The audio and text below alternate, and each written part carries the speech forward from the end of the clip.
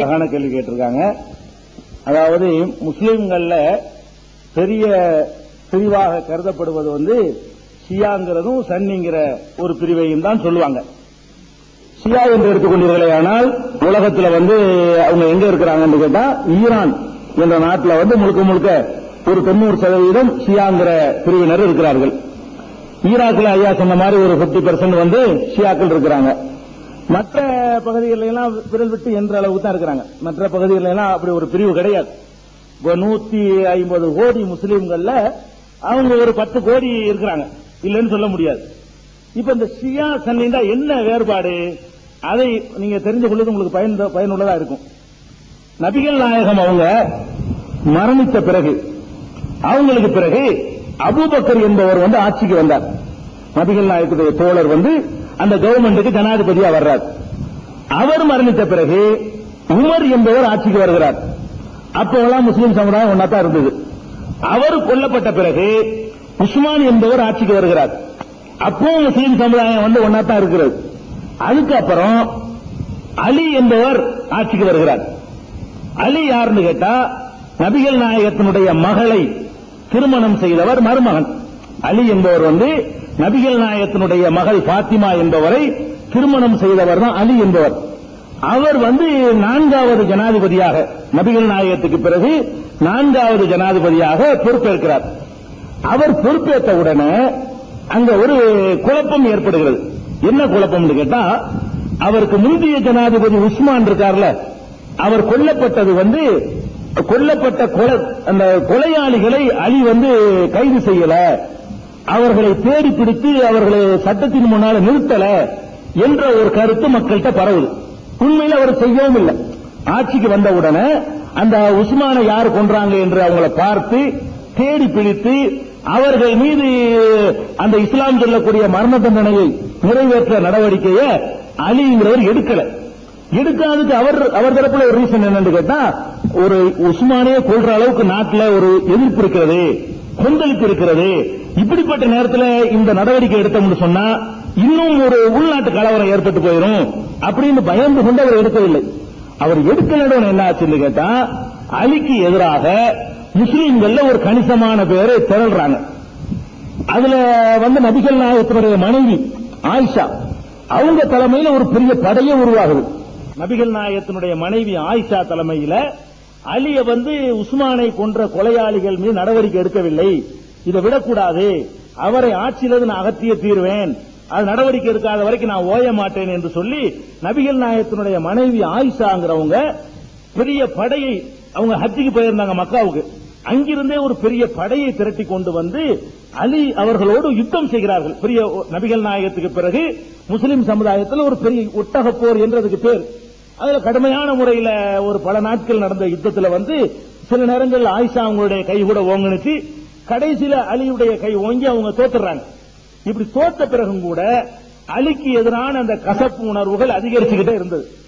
அந்த நேரத்தில் ஒரு குரூப் என்ன பண்ணாங்கன்னு கேட்டா, அலிக்கு சப்போர்ட், அரசியல் சப்போர்ட் பண்ணுவதற்காக மத ரீதியாக அவருக்கு சில கூடுதல் தகுதி இருக்குன்னு பிரச்சாரம் பண்ண ஆரம்பிச்சாங்க.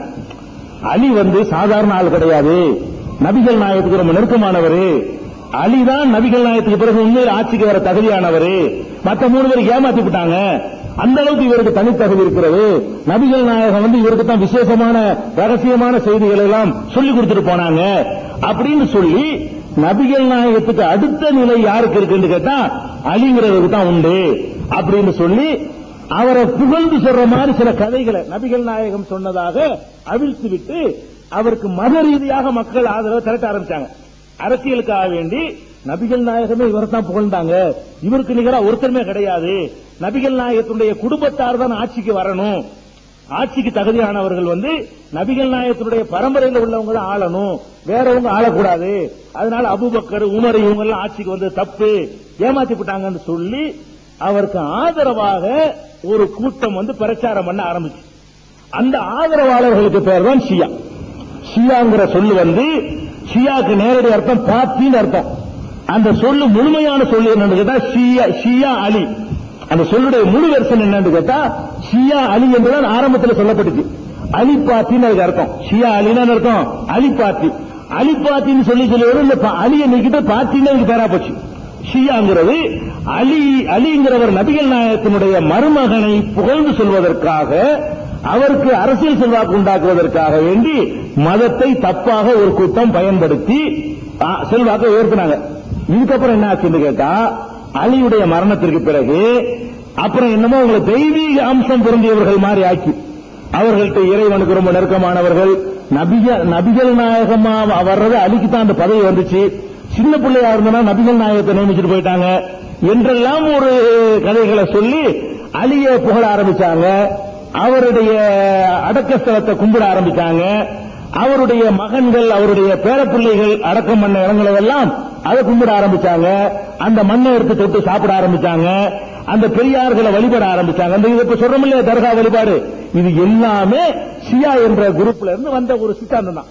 இது அலியை ஆதரிப்பதற்காக உண்டாகி, அது அலிக்கு சன்னிங்கிறவங்க யாருன்னு கேட்டா, நபிகள் நாயகம் கொண்டு வந்த மார்க்கத்தில் பாரம்பரியத்திற்கு மதிப்பு இல்லை, குலத்திற்கு மதிப்பு இல்லை, கோத்திரத்துக்கு மதிப்பு இல்லை, அவங்க குடும்பம் தான் ஆள வேண்டும் என்று அவங்க சொல்லல, அது பொய்.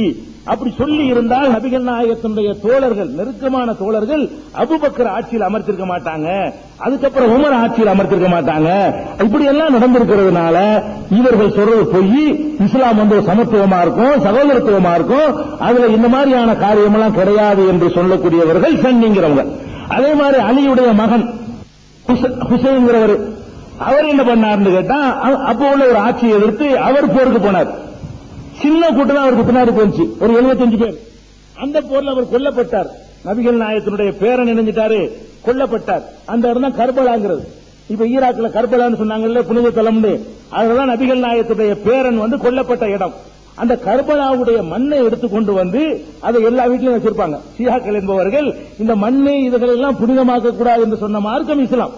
அதே மாதிரி அவர் கொல்லப்பட்ட நாள்ல என்ன செய்வாங்கன்னு கேட்டா, நெஞ்சில் அடிச்சுக்கிட்டு காயப்படுத்திக்கிட்டு ரத்தம் ஓட ஓட தெருவில் ஊர்வலம் போவாங்க. ஹுசேன் ஹுசேன் கத்திட்டு என்ன செய்வாங்க, ஊர்வலம் போவாங்க. நபிகள் நாயகத்தினுடைய பேரர் கொல்லப்பட்டாராம், அதுக்காக நாங்களும் வேதனைப்படுத்திக்கிறோம். இதை நபிகள் நாயகம் ஆதரிச்சாங்கன்னு ஆதரிக்கல. நபிகள் நாயகம் என்ன பண்ணாங்கன்னு கேட்டா, யார் ஒருத்தன் துன்பம் ஏற்படும் பொழுது சட்டையை கிழித்துக் கொள்கிறானோ, கன்னத்தில் அறைந்து கொள்கிறானோ, முட்டாள்தனமான பேச்சுக்களை பேசுகிறானோ, அவன் என்னை சேர்ந்தவனே இல்லை. இது நபிகள் நாயகம் சொன்னது. அப்ப துன்பம் ஏற்படும் பொழுது அதுக்காக ரத்த விழார ஆக்கிறது, நம்மளை காயப்படுத்திக் கொள்வதை எல்லாம் நபிகள் நாயகம் தடுத்திருக்கிறாங்க. அதை அவங்க இஸ்லாத்தின் பெயரால என்ன செய்வாங்க. குர்ஆன்ல உள்ளபடி அவங்க சொல்ல மாட்டாங்க. நபிகள் நாயகம் சொன்னதை ஏத்துக்கிற மாட்டாங்க. அலி சொன்னதை ஏத்துக்கிறாங்க. ஏறக்குறைய இஸ்லாம் இல்ல. அவங்க தங்களை இஸ்லாம்னு சொல்லிக் கொள்ற காரணத்தினால வேண்டாம் நீங்க இந்த கேள்வி கேட்கலாமே தவிர, குர்ஆன்ல உள்ளது ஏத்துக்கிற மாட்டேன்னு சொன்னா எப்படி அவங்க முஸ்லீமா இருப்பாங்க? நபிகள் நாயகம் சொன்னதுக்கு மாற்றமா நடந்தால் அது எப்படி முஸ்லீமா இருப்பாங்க? நபிகள் நாயகம் வந்து எந்த ஒரு பக்தி வழிபாட்டின் போதும் தன்னை வேதனைப்படுத்திக் கொள்வது தடுத்தாங்க. ஒரு நாள் இப்படி சொற்பொழிவு நிகழ்த்துறாங்க. அவர் பள்ளிவாசலுக்கு வெளியில ஒரு ஆள் வெயில்ல நிக்கிறார். இப்ப நபிகள் நாயகம் கேட்கறாங்க, ஏன் அந்த ஆள் வெயில்ல நிக்கிறாரு? இல்ல வெயில்ல நிக்கிறது அவர் நேர்ச்சை பண்ணிட்டாரு, உட்கார்றது இல்லைன்னு நேர்ச்சை பண்ணிட்டாரு, யார்ட்டையும் பேசுறதுல நேர்ச்சை பண்ணிட்டாரு அப்படிங்கிறாங்க. அவர் முதல்ல வந்து உள்ள உட்கார சொல்லு, முதல்ல உட்கார சொல்லு, நிழல் அனுபவிக்க சொல்லு, பேச சொல்லு. இந்த மாதிரி தன்னைத்தானே துன்புறுத்திக் கொள்வதை அல்லாஹ் விரும்ப மாட்டான் அப்படின்னு கண்டிக்கிறாங்க நபிகள் நாயகம். தன்னைத்தானே துன்புறுத்திக் கொள்ளவே கூடாது எந்த ஒரு காரியத்திலும். வணக்க வழிபாடு செய்யும் பொழுதும் சரி, ஒருவர் வந்து ஒரு முதியவர் ஒருத்தர் 2 பசங்களுடைய தோல்ல கைய போட்டு, மகன்கள் தோல்ல கைய போட்டு நடந்தே ஹஜ்ஜிக்கு போறாரு. நபிகள் நாயகம் பாத்துறாங்க, என்ன பாண்டு கேட்கறாங்க. நடந்தே ஹஜ்ஜிக்கு போறதா இவர் முடிவு செஞ்சிட்டாரு. முதல்ல அந்த ஒட்டகத்தில் உட்கார வை, நடக்க கூட திராணியில் இருந்தால் நடந்து போறாரு இவரு. முதல்ல ஒட்டகத்தில் ஏறி உட்கார வை. இந்த கிழவன் வந்து தன்னை வேதனைப்படுத்திக் கொள்வது அல்லாஹ்வுக்கு தேவையில்லை. இவன் வேதனைப்படுத்தி பார்க்கிற, அதுல இன்பம் காணக்கூடியவனா இறைவன் அன்பு செலுத்தக்கூடியவனா இருக்கணும். நீ உன்னை அடிச்சுக்க, உன்னை உதச்சிக்க, நீ வெயில்ல போ, தீர நடந்து போ, நெருப்பு இறங்குறது கூட செய்வாங்க. அந்த ஷியாங்கிறவங்க என்ன செய்வாங்கன்னு கேட்டா, இந்து சகோதரர்கள் தீ மிதிக்கிறாங்க இல்லையா, அந்த மாதிரி என்ன செய்வாங்கன்னா, இந்த ஷியாங்கிறவங்க முஹர்ரம் 10ஆம் நாள் இந்த மாரில் அடிச்சுக்கிறாங்க இல்லையா, அந்த நாள்ல சில பகுதிகளில் தீலையும் இறங்கி போவாங்க. இந்த தீல மிதிக்கிறது, தன்னைத்தானே வேதனைப்படுத்திக் கொள்வதை எல்லாம் இஸ்லாம் கண்டிச்சிருக்குது. அதை செய்யறவங்க தான் ஷியாங்கிறவங்க. சுருக்கமான ஒரு வரலாறு. அதை எதிர்க்கிறவங்க சன்னிங்கிறவங்க. இவங்க 140 கோடி மக்கள் இருக்கிறாங்க, அவங்க ஒரு 10 கோடி பேர் இருக்கிறாங்க உலகத்தில். வேற